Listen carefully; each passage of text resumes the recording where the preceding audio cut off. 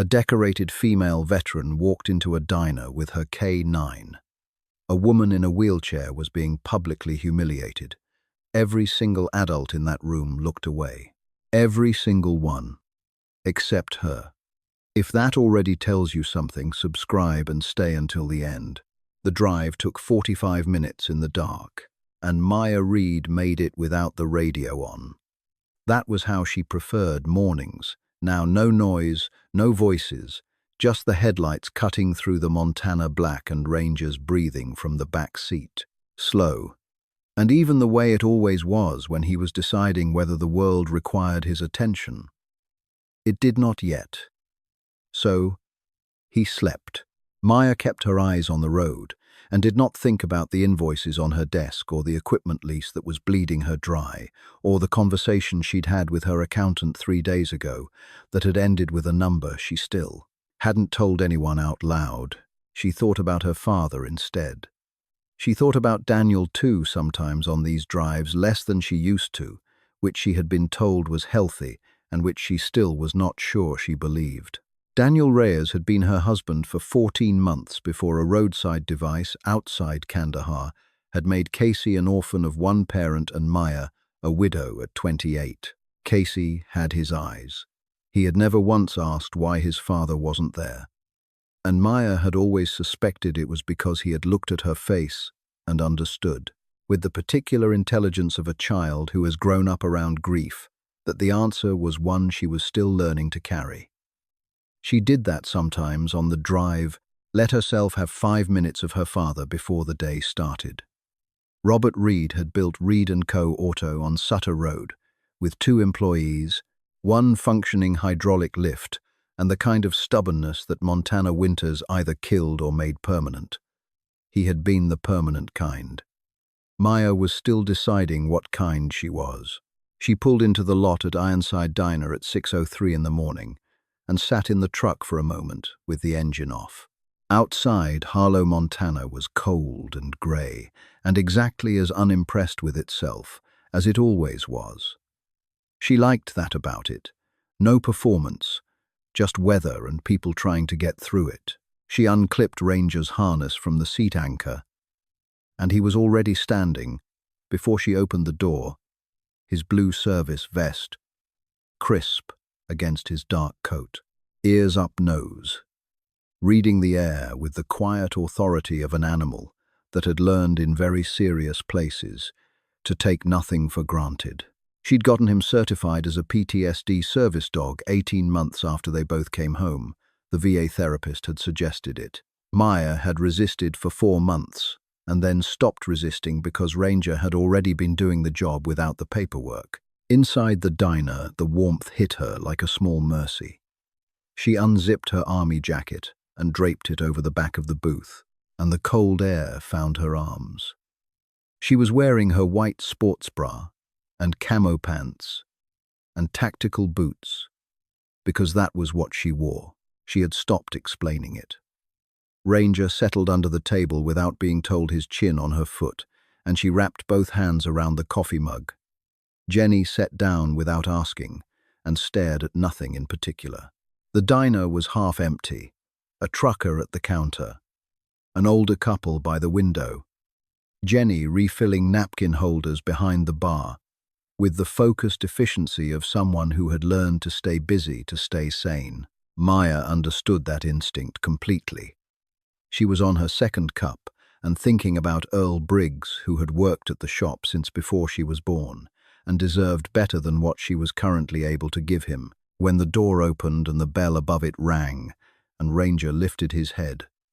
Maya noticed that because Ranger did not lift his head for people, he had been through 2 combat deployments and a cross-country drive and 3 years of Harlow winters, and he had seen enough of the world to have calibrated opinions about what was worth attention and what was not. Strangers were not as a rule worth attention.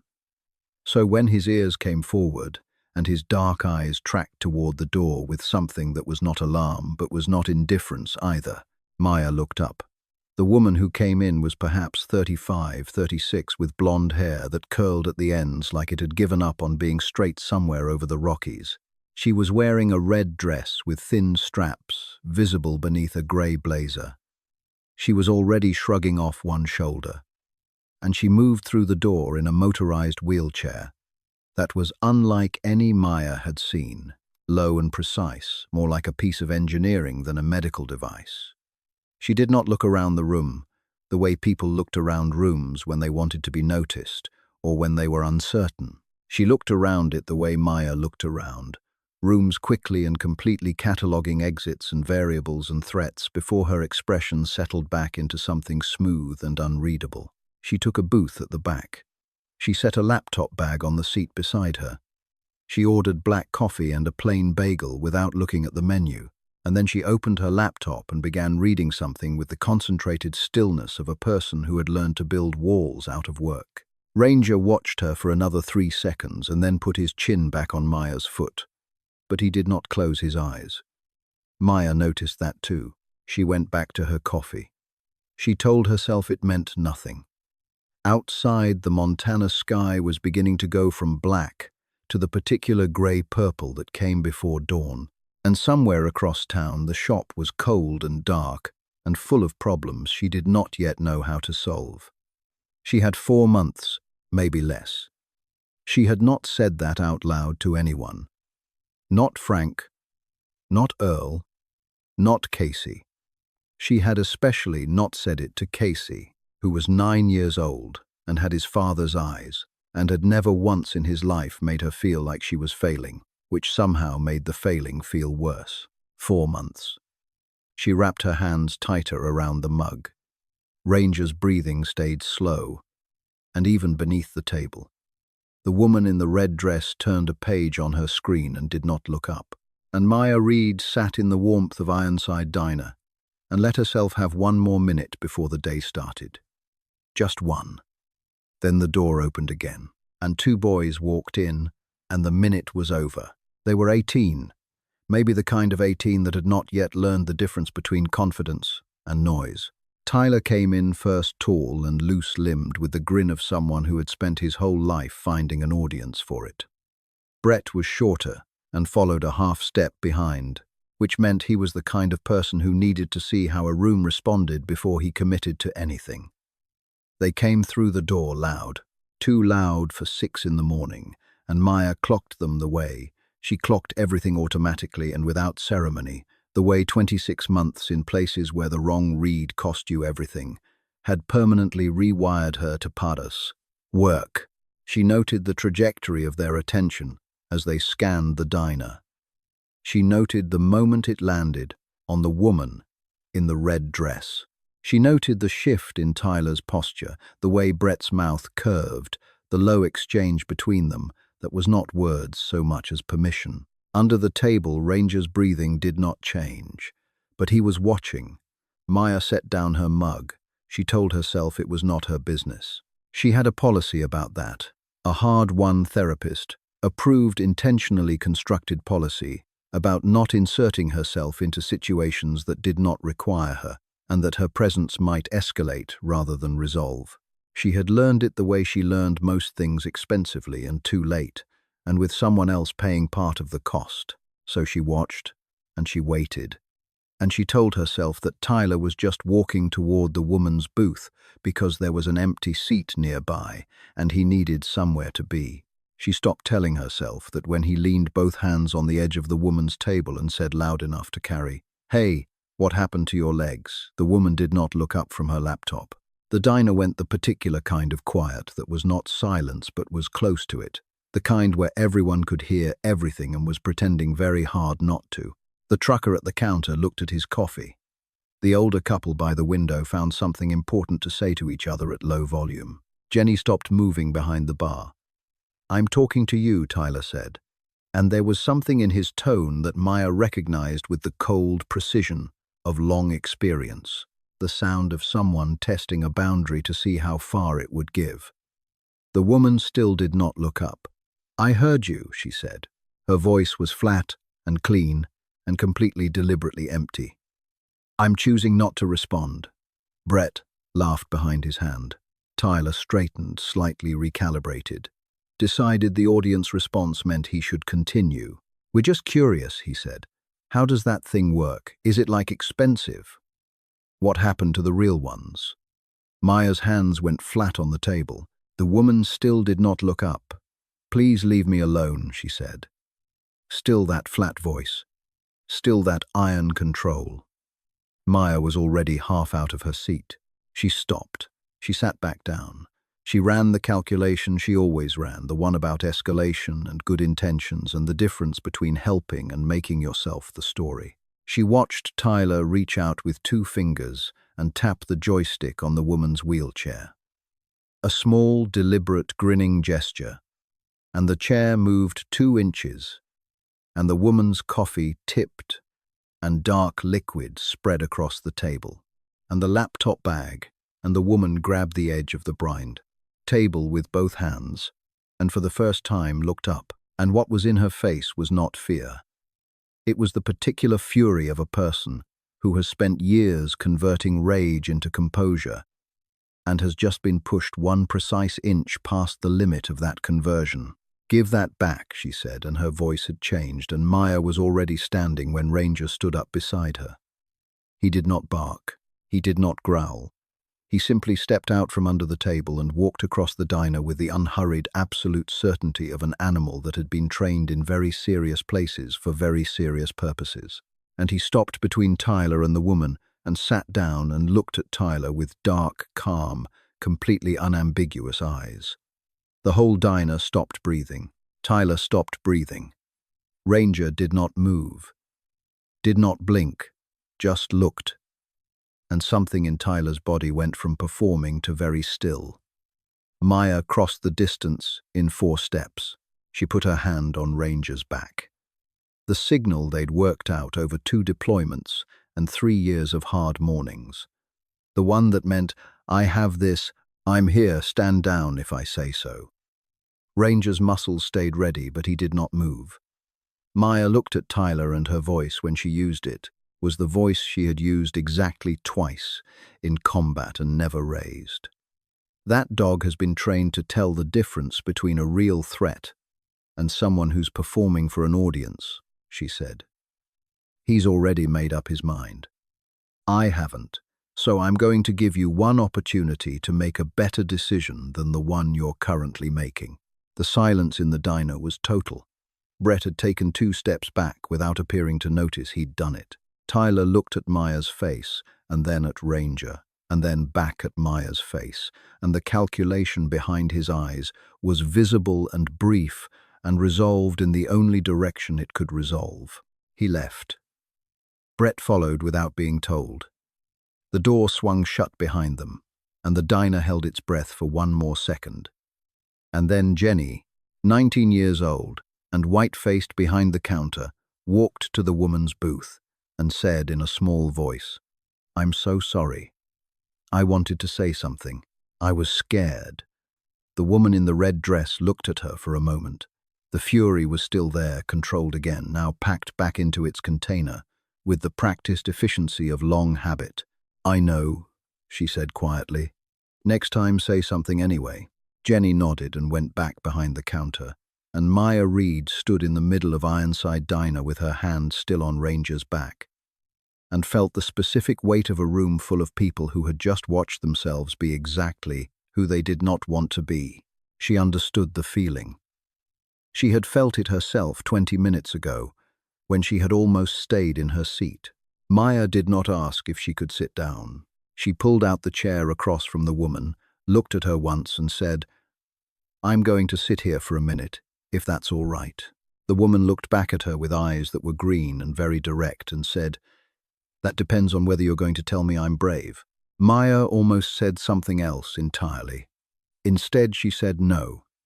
The woman said, "Then sit down." Ranger settled beside the booth without instruction, his chin finding the edge of the woman's wheel well, with a naturalness that made Maya blink. He had never done that with a stranger. She filed it somewhere and did not comment on it. For a moment, neither of them said anything. The diner was slowly remembering how to be a diner again. The trucker paid his check. The older couple by the window left a larger tip than the bill required, the kind of tip that functioned as an apology for not having the words. Jenny wiped the counter 3 times in the same spot. Maya looked at the woman across from her and said, "I waited too long." She did not dress it up. "I ran the calculation about whether getting involved would make it worse, and I used that as cover for the fact that I was tired and I was sitting in something I didn't want to be interrupted from. That's the truth." The woman was quiet for a moment. She had her hands wrapped around a new coffee mug, Jenny having replaced the spilled one without being asked, and she was looking at Maya with an expression that was not gratitude and not anger, but something more considered than either. "That's the most honest thing anyone has said to me in a long time," she said. "I don't have a reason to be anything else," Maya said. The woman nodded once. "Sloane Carter," she said. "Maya Reed." Maya looked at Ranger, who was still resting his chin on the wheel well of Sloane's chair, with the peaceful certainty of an animal that had made a decision. "He doesn't do that," Maya said. "I noticed," Sloane said. There was something in her voice that was not quite warmth and not quite amusement, but lived in the neighborhood of both. "How long were you going to wait?" Sloane asked. "Before you stood up." It was a direct question. Maya had a policy about direct questions, which was to answer them. "Too long," she said. "I know that." Sloane looked at her steadily. "What kind of problems?" she asked. Maya looked up. "What you said, you were sitting in something." What kind of something? Maya almost deflected. She could feel the deflection forming the practiced reroute she'd been using for 3 years with everyone from her accountant to her late father's oldest friends. She looked at Sloane Carter across a diner table in the grey Montana morning and felt for reasons she could not fully account for that the deflection would be the wrong choice. "The kind that wake you up at 4 in the morning," she said. "The kind that used to be your father's and now they're yours and you're not sure you're the right person to carry them." Sloane was quiet. Outside the window, the sky had shifted from grey-purple to the cold, clear blue. That meant the sun was coming whether you were ready or not. "What do you do?" Sloane asked. "I run an auto shop," Maya said. "Or I'm trying to." Sloane looked at her for a moment. Then she looked down at Ranger. Then she looked at the jacket draped over the back of Maya's booth, the one with the embroidered patch on the left sleeve that read Reed & Co. Auto Sutter Road. She looked at it for exactly 1 second. Something moved through her expression and was gone before Maya could name it. "How long?" Sloane asked. Maya knew what she was asking. She had not said the number out loud to anyone. Not Frank, who had worked in that shop for 30 years and deserved to know. Not Earl. Not Casey. She said it now to a woman she had met 40 minutes ago, in the middle of something awful, and it came out quieter than she intended. 4 months. Maybe less. Ranger lifted his chin off the wheel well and looked at Maya. Just looked the way he sometimes did, when she said something that mattered, as if he were confirming that she had heard herself. She had. Sloane said nothing for a moment. She was looking at her coffee. When she looked up, her expression was measured and precise, and contained something underneath it that Maya could not fully read, something that looked almost like recognition. "Thank you," Sloane said, "for getting up." "You already said that," Maya said. "I mean it differently now," Sloane said. Maya nodded. Neither of them moved to leave. Outside, Harlow was waking up the way it always did, slowly and without ceremony, and Ranger settled back into stillness between them, like he had always been there. 3 days passed. Maya was under a 09 F-150, with a cracked exhaust manifold and grease to her elbows when her phone rang on Thursday morning, and Frank Holt's voice came from somewhere above her saying, "Reed, phone." She slid out, wiped her hands on her shirt, and answered without checking the number. "Reed & Co. Miss Reed." The voice was immediately recognizable. That same clean, unhurried precision, every syllable placed where it was supposed to be. Maya sat up too fast and caught her shoulder on the undercarriage. Frank appeared at the edge of the lift bay, looked at her face and raised both eyebrows in a single eloquent motion. "I'd like to come see the shop," Sloane said. "Today, if that works. Thursday." Maya stood up and looked at the bay at the F-150 and the Silverado waiting behind it, and the diagnostic machine in Bay 3 that was 12 years old and losing arguments with modern computer systems on a weekly basis. She had spent the last 2 days telling herself the conversation at Ironside Diner was an anomaly, a strange morning that had produced a strange 30 minutes and nothing more. She had cleaned the shop anyway. She had asked Frank to make sure the front office didn't look like the aftermath of a natural disaster. Frank had told her she was acting strange. She had told him to mind his own business. He had minded his own business while reorganizing the entire front desk, in a way that communicated his opinions about the situation without requiring a single word. "Thursday works," Maya said. She hung up. Frank walked over with his arms crossed, and the expression of a man who had been surprised by life before and had not enjoyed it. "Who was that?" he asked. "Someone I met at a diner," Maya said, and went back under the truck. She had already cleared a path through the shop before Sloane arrived, widening the space between the lift bays and moving a rolling toolbox that had been blocking the route from the entrance to the back office. She did it early in the morning before anyone else arrived, and did not mention it to anyone. When Sloane came through the front door at 11, and her chair moved through the space easily and without pause, neither of them said anything about it. But Sloane noticed. Maya could see her noticing.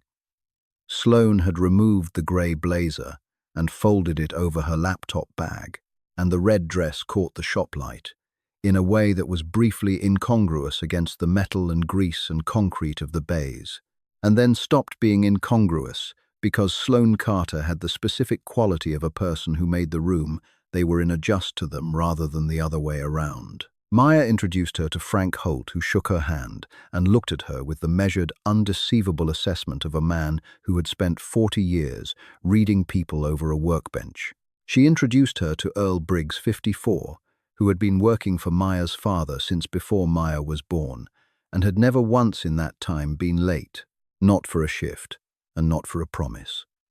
She introduced her to Tuck Malone, 27, best transmission specialist in Harlow County, by a margin that was not close, who was currently being wasted on equipment that couldn't keep up with him. She introduced her to Donna Reyes, who ran the front desk with an organizational system that existed entirely inside her own head and had resisted every external attempt at documentation for 9 years. Sloane listened to all of it.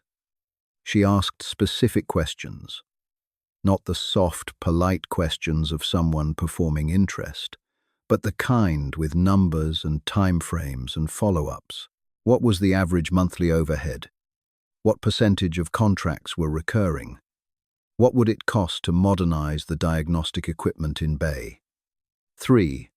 Maya had the number ready. She had always had the number ready. She had just never had anyone worth giving it to. Then Ranger, who had been moving quietly through the shop since Sloane arrived, simply sat down beside her chair in Bay 2 and looked up at her with his dark, calm eyes. Frank, standing across the bay, said nothing, but he looked at Earl. Earl looked back. The conversation they had, without words, lasted approximately 3 seconds and contained, Maya suspected, more information than most people conveyed in a paragraph. When the tour was done, they stood in the front office and Frank made coffee that was not good and Sloane drank it without comment. Maya noted that. "You have something here," Sloane said. "I have debt here," Maya said. "That's not what I mean." Sloane looked at her steadily. "You have people who trust you. In my experience, that's the hardest thing to build and the easiest thing to lose." Maya looked at her. "Who are you exactly?" she said. "I told you my name." "I looked you up," Maya said. Something in Sloane's expression went very still. "Sloane Carter," Maya said. "Founder and CEO of Meridian Adaptive Technologies. Regional offices in 4 states, 280 employees. Forbes list 2 years running, congressional testimony on disability infrastructure. She let that sit. You're not just someone passing through Harlow on a Tuesday morning. Sloane met her eyes. No, she said. I'm not. Then what are you doing here? Sloane was quiet for a moment. When she spoke, she set down the professional precision she'd been using all morning and spoke like a person instead. I've been in a lot of rooms, she said. Boardrooms, hearings, policy sessions. And I can count on one hand the number of times someone saw something wrong happening in front of them and stood up. She looked at Maya. You stood up, and then you sat down and told me the truth about why you almost didn't. That mattered more to me than the standing up. She reached into her bag and set a single folded sheet of paper on the desk. I want to make you an offer, she said. Read it before I explain it. And know before you read it that there is no version of this that asks you to give up what this place is. Maya read the paper twice. Then she put it face down on the desk and looked at the wall for a moment, and then picked it up and read it a third time. $250,000 in co-investment capital. Full debt restructuring on the existing $180,000 in equipment loans. Modernization of all 3 bays on a 60-day timeline.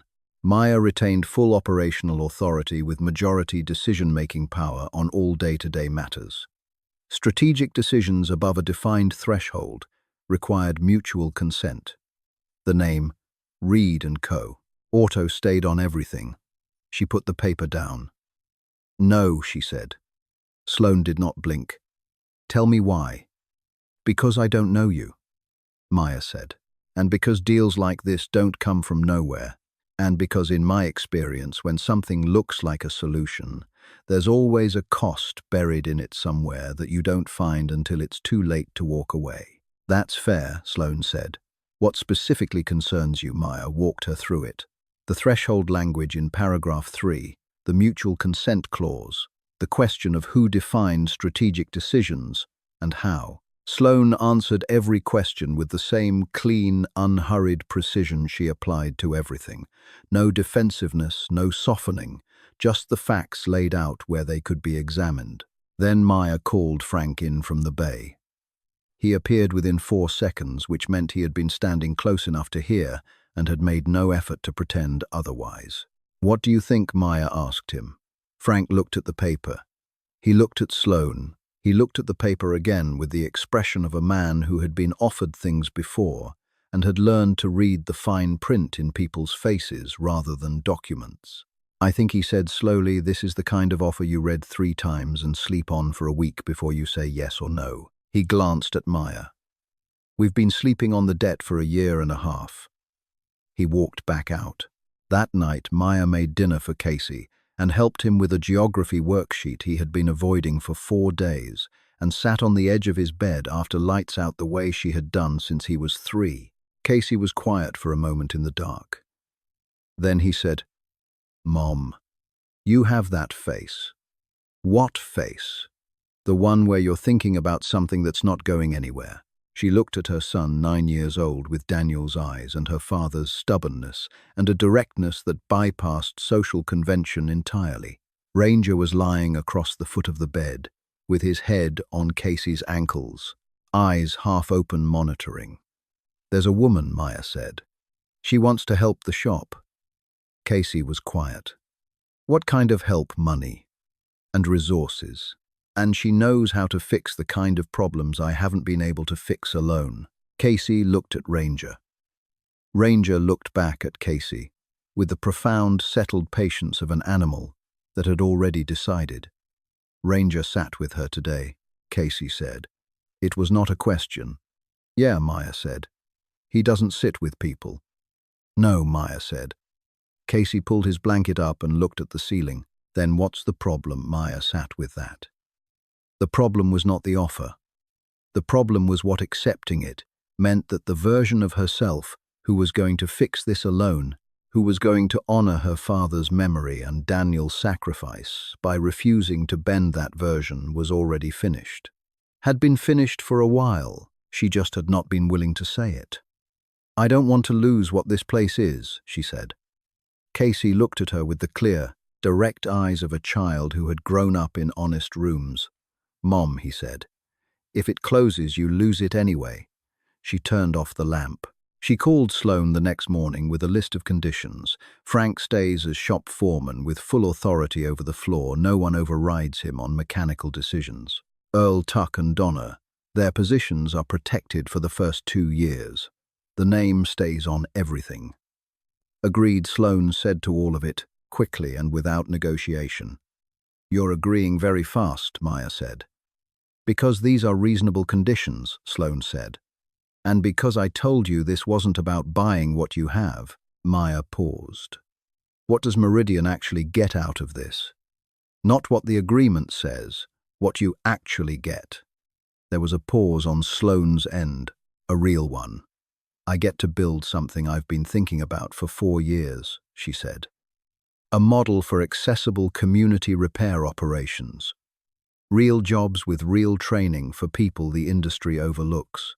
Veterans, people with disabilities, single parents who need schedule flexibility. If Reed & Co. becomes that model and proves it works, I can take it to 3 other markets. Her voice was steady but carried something underneath it. And I get to know the first one started with someone worth starting with. Maya looked out the kitchen window at the morning and said, "When do you want to start?" Monday, Sloane said. "Monday works," Maya said. She hung up. Then she looked at Ranger, who was sitting in the kitchen doorway watching her. "Okay," she told him. He put his head down on his paws and closed his eyes.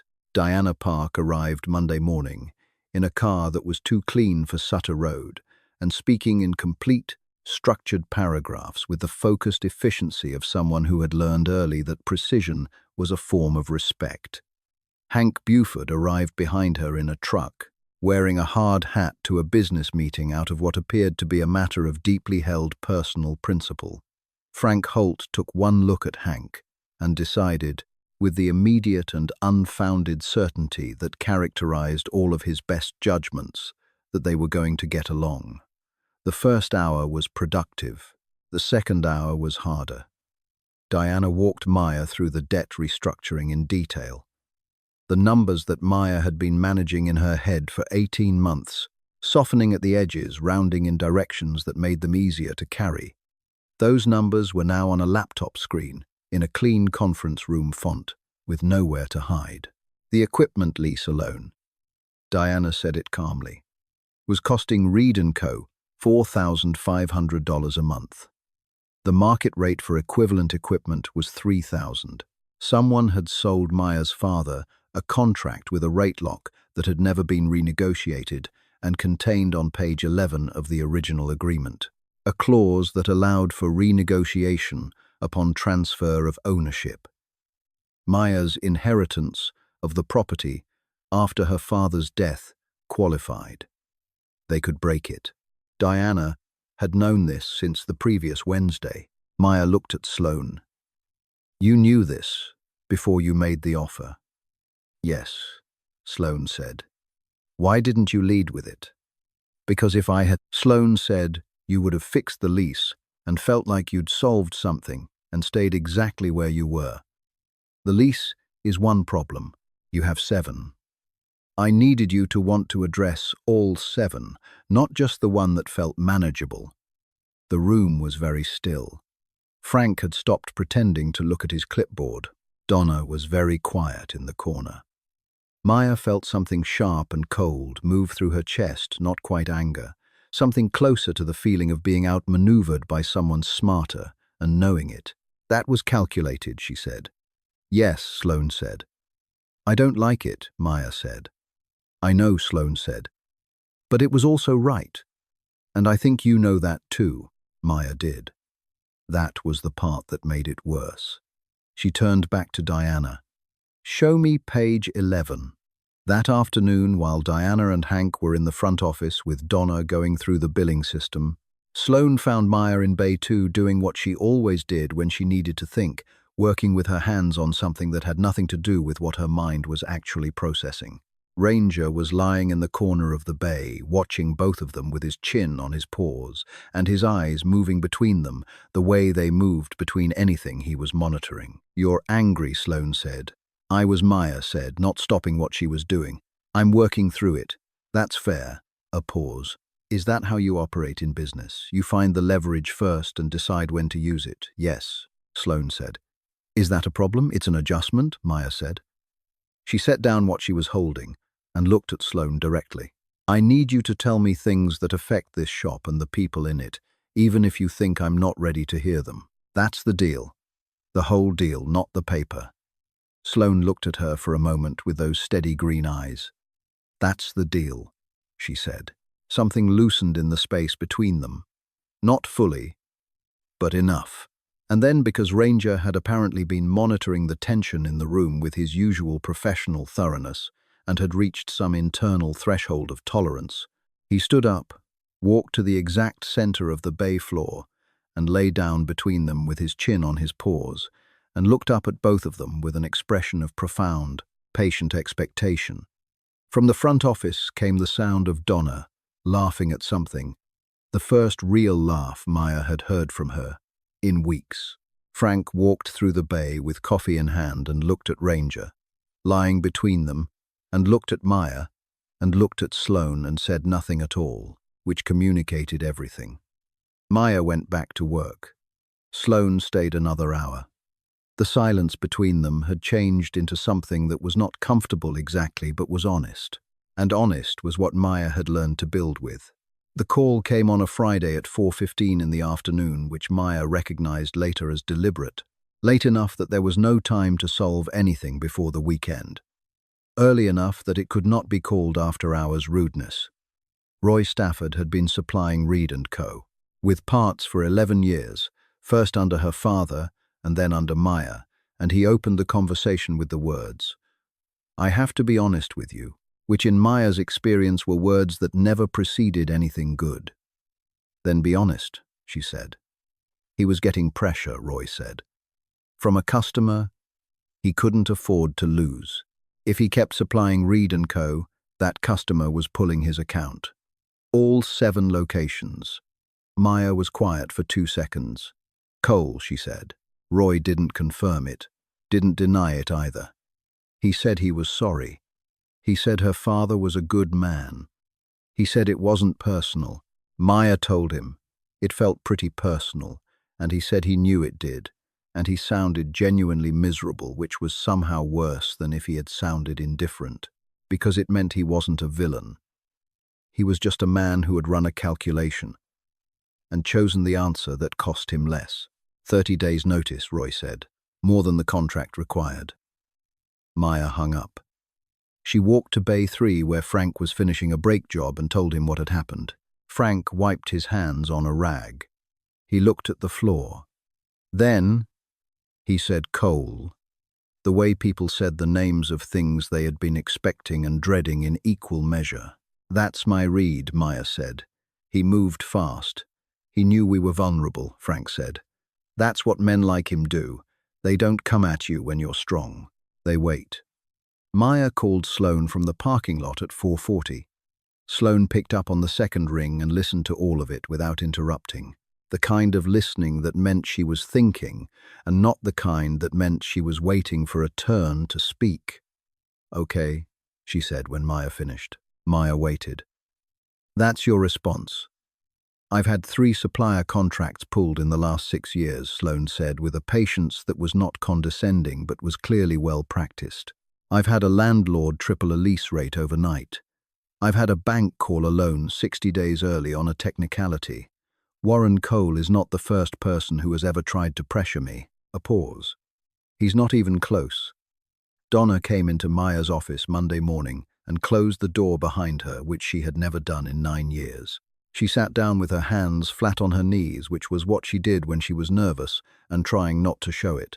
6 years ago, she said her cousin had run a small shop in Delwood. Good operation, good reputation.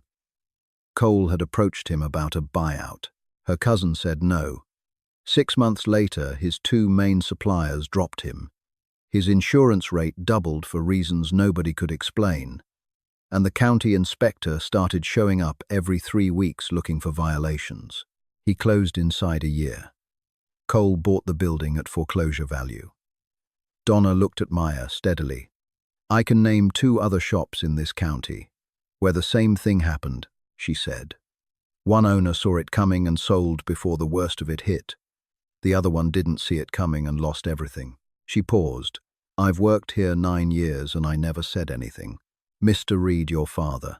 I tried to tell him once early on, when Jimmy's shop in Delwood was still in the middle of it. He told me Cole was Cole's problem and Reed was Reed's problem, and he wasn't going to run a business by watching over his shoulder at another man." She paused. "He wasn't wrong the way he meant it. But he also didn't know what I knew, because I didn't push hard enough to make him hear it. After he got sick, I kept thinking there was time, and then there wasn't. And after you came back, I watched you carrying everything he left, and I didn't want to add one more thing to that pile without being sure it mattered." She looked at Maya steadily. "Now I'm sure it matters." Ranger stood up from his corner of the office and crossed the room and sat beside Donna's chair. He didn't make a sound. Donna looked down at him. Her hand moved to his head slowly the way. Hands moved toward things that offered steadiness in unsteady moments, and she left it there, and the room was very quiet. It was the first time in 9 years that Donna Reyes had cried in front of anyone at Reed & Co. Auto. Nobody mentioned it afterward, but nobody forgot it either. Sloane's response to the Stafford situation was to make 2 phone calls that same Friday night, reaching out to 2 regional distributors she had existing relationships with through Meridian's supply network. By the following Wednesday, Maya had a new supplier agreement in her email, with better pricing than Roy Stafford had been offering for the past 3 years. The terms had taken 4 days to finalize, but Sloane had known from the moment she heard Roy's name exactly who she was going to call. She read it twice and forwarded it to Frank without a message, because no message was necessary. Frank replied with 1 word. "Good." Sloane told Maya to have Donna write down everything she had told them about. Coal dates, names, what happened to each business, as much detail as she could remember. Maya asked why. "Because Cole was going to come at them through legitimate channels," Sloane said. "He always did. He was too careful to do anything that left a direct fingerprint, which meant when he moved against them, it would look reasonable on the surface. A complaint to the chamber, a question about pricing practices, a zoning inquiry, something respectable. The only way to counter that was to have the pattern documented before he made his first official move, so that when he did, it could be shown for exactly what it fit into." Donna spent 2 days writing. The document she produced was 12 pages, single-spaced with dates going back 6 years, and the names of 3 shop owners in Harlow County whose businesses had followed the same arc. It was the most thorough piece of work Maya had seen produced in the front office since the billing system had been modernized, and she told Donna so. Donna said she'd had 9 years to remember it. What none of them anticipated was Kim Sato. She called Reed & Co. on a Wednesday morning and asked to speak with Maya Reed, and when Maya picked up, she introduced herself as a staff writer for the Harlow Gazette and said she had a photograph she wanted to discuss. She had been at Ironside Diner the morning of the incident, she said. She covered the county business beat for the Gazette and had been there early to interview the owner about a planned renovation. The interview had finished, and she was still at her table near the window by the older couple's booth, writing her notes when she saw what was happening. She had done what journalists did. She had taken photographs before she thought about whether she should. She had one of Ranger standing between Tyler and Sloane, taken from an angle that showed the full length of the diner, her position near the window giving her a clear line of sight. She had one of Maya crossing the diner. She had one of Ranger sitting beside Sloane's chair, afterward his chin on the wheel well. She was not there because Sloane had sent her. She was there because she had been eating breakfast. Maya asked her what kind of story she wanted to write. "A real one," Kim said, "about a K9 veteran and his handler, and a shop that was still standing when everything around it wasn't." Maya was quiet for a moment. Then she said, "Come Thursday." The story ran the following week. It was not a long piece, 12 column inches with 2 photographs, one of Ranger at work in Bay 2 and one of Maya and Ranger outside the shop with the repainted sign visible above them. It did not mention Cole. It did not mention Meridian. It was about Reed and Co., Auto, and the people who worked there, and the dog who had been through 2 deployments and still showed up every morning. By the end of the following week, 4 men had called the shop. 3 were veterans. 2 were looking for full-time work. 1 was looking for part-time hours around a second job. Maya met with all of them over the course of 3 days, Frank sitting in on each conversation with his arms crossed and his assessment visible only to people who knew how to read him. She hired 2 immediately. The third, a former army mechanic who had been applying to Cole Automotive for 8 months without a response. She called back the following Monday, after talking to Tuck about what the shop actually needed. She hired him too. The fourth caller was looking for part-time hours that the shop's current schedule couldn't accommodate. Maya kept his number and told him she'd be in touch when that changed. She called Sloane that evening and told her. There was a pause on the line that felt like something settling into place. "That's how it starts," Sloane said. "Yeah," Maya said. "I know." She looked at Ranger, who was lying under Casey's chair while Casey ate dinner, his eyes half closed, his breathing slow.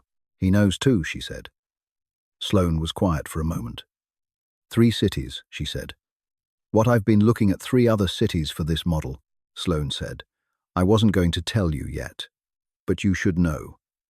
Maya thought about the lease clause on page 11, about things held back and the cost of finding them late. "Thank you," she said, "for telling me." "That's the deal," Sloane said. "The whole deal."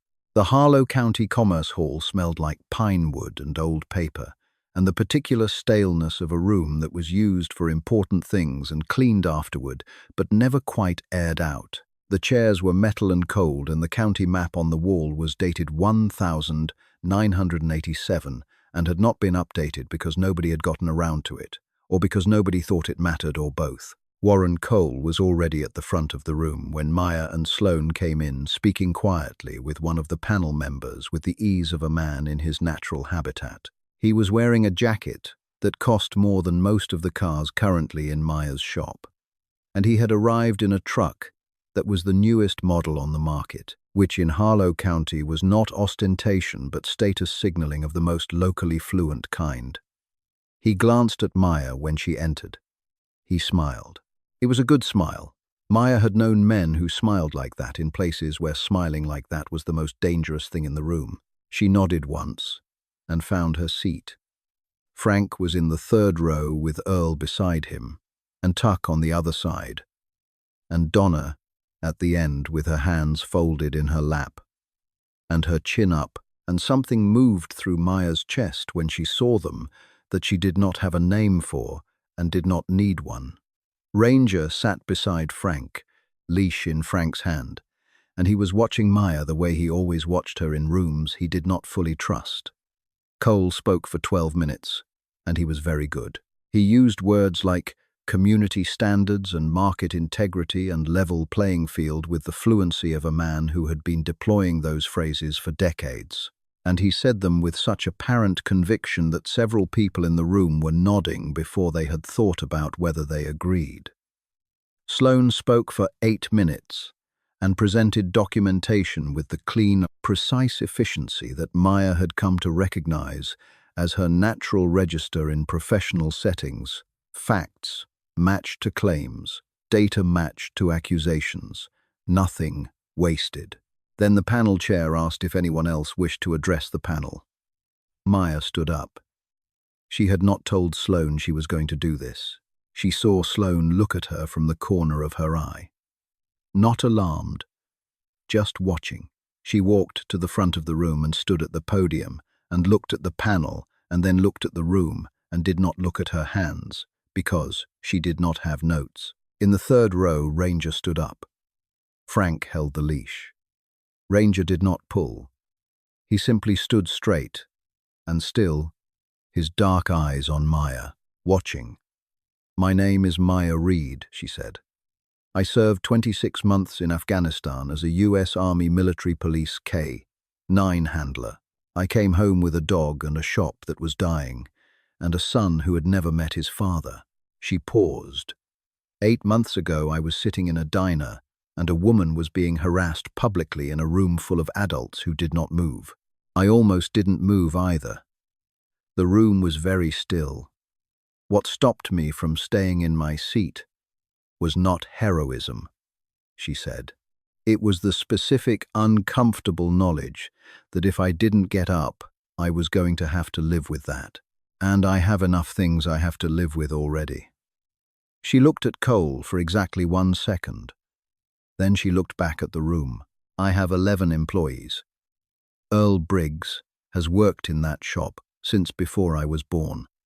Frank Holt taught me to use a torque wrench before I knew how to drive. These are not numbers in a market analysis.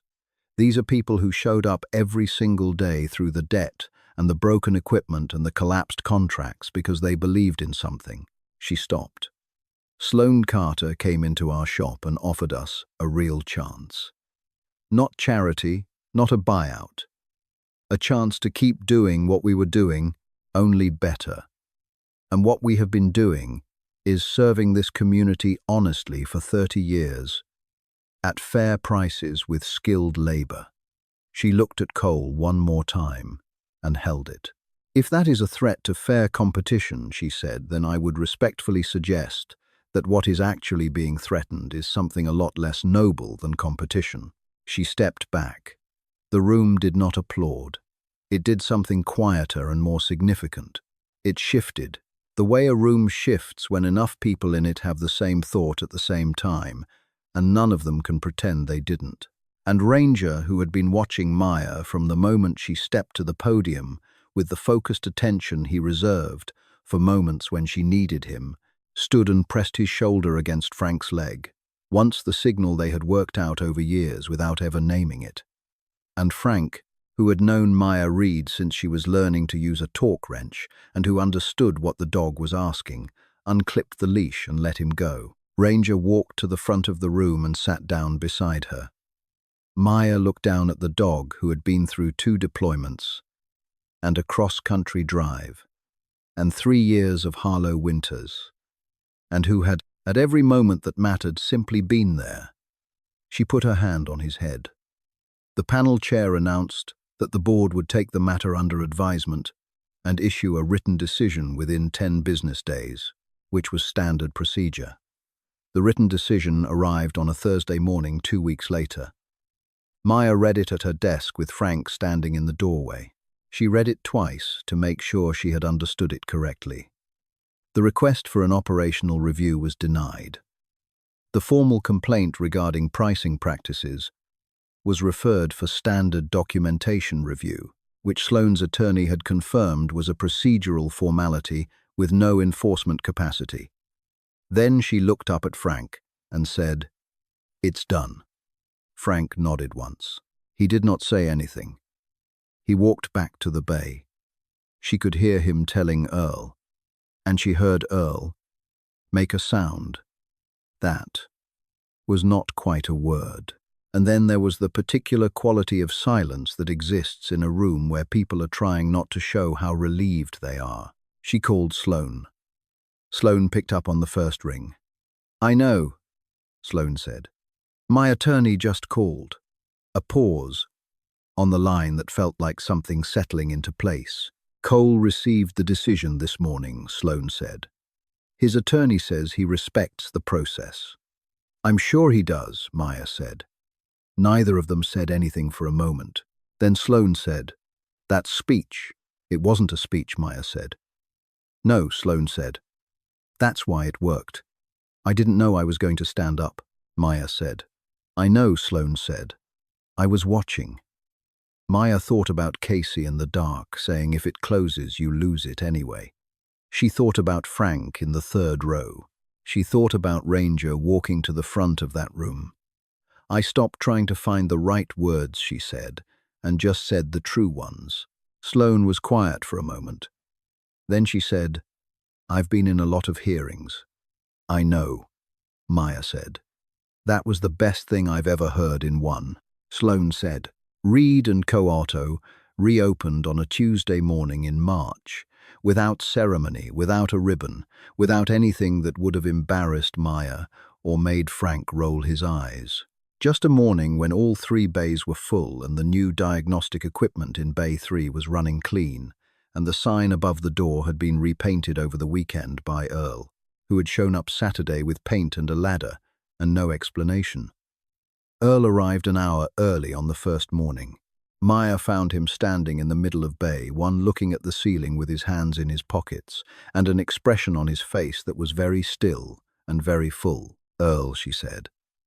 He said, something in my eye, and walked to the coffee maker. Ranger was already stationed at the front door when the first car pulled in, sitting with the composed authority of an animal who understood his post. Casey came after school with his backpack, still on, and stood in the doorway and looked at the whole space and said, "It looks like it used to, except better." That was the most accurate description anyone offered.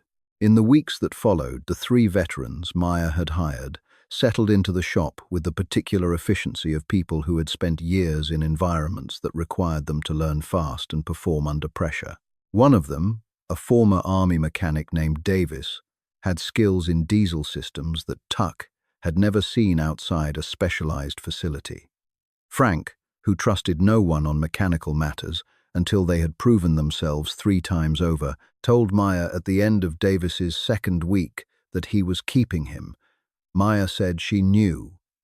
Donna reorganized the billing system with Diana Park's framework and produced, at the end of the first month, the cleanest financial documentation the shop had generated in 4 years.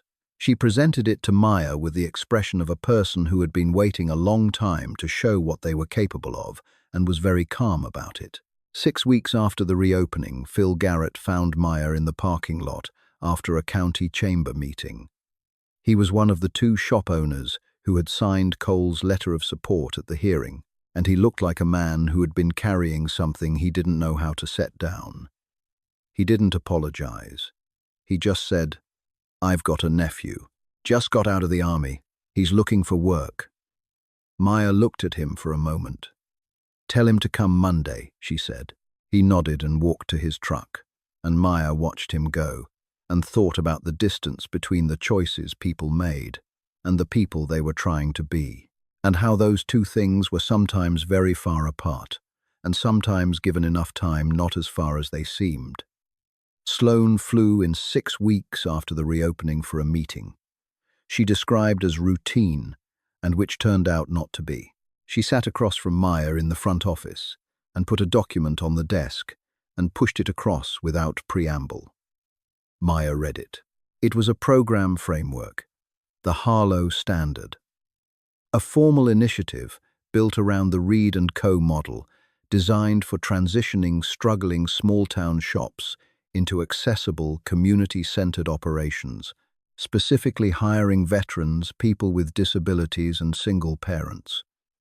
3 pilot cities already identified, funding partially secured, and at the bottom of the first page, under founding operational advisors Maya Reed. And below that in a line she had not expected, Ranger K9 Therapy Ambassador Veteran Support Initiative. Maya read that line twice. She did not say anything. She looked up at Sloane. "This is what you wanted all along," she said. "This is what I hoped was possible." Sloane said, "There's a difference." Maya looked at the document and at her name, and at Ranger's name, and thought about her father building this shop with 2 employees, and a hydraulic lift, and the kind of stubbornness that either broke or became permanent. She thought about Daniel, who had never come home, and about Casey, who had his father's eyes and had never once made her feel like she was failing, which had always made the failing feel worse. She thought about the morning at Ironside Diner when she had almost stayed in her seat. "I'm in," she said. Sloane slid a pen across the desk. Maya signed it. Outside, Frank was telling Earl something that made Earl laugh loud enough to hear through the closed office door. Casey would call in an hour wanting to know what was for dinner. The shop was full. The sign was straight. The people in those bays had come back the next day and the day after that, because someone had finally decided they were worth building something around. That night, Maya sat at the kitchen table with a cup of coffee that had gone cold and watched Casey asleep on the couch with his arm around Ranger and thought about what her father had told her once when she was 12 and the shop was having a hard year, and she had asked him why he kept going. Because this is what we leave behind, he had said. Not the building. The proof. The proof that you can do something right and keep doing it right, and that matters to people, and that they show up for it. Maya had been trying to understand that for 20 years. She thought she understood it now. Ranger opened one eye from the couch, looked at her, and closed it again. The shop was quiet. The sign above the door was straight. And what they had built together out of a failing shop and a diner booth and a single ordinary act of decency was exactly what her father had meant. Not a building. Proof. The kind that lasted. If this story moved something in, you hit like and subscribe so you never miss the next one. Drop a comment telling me which moment stayed with you the longest and let me know what city you are watching from. I want to see how far this story has traveled.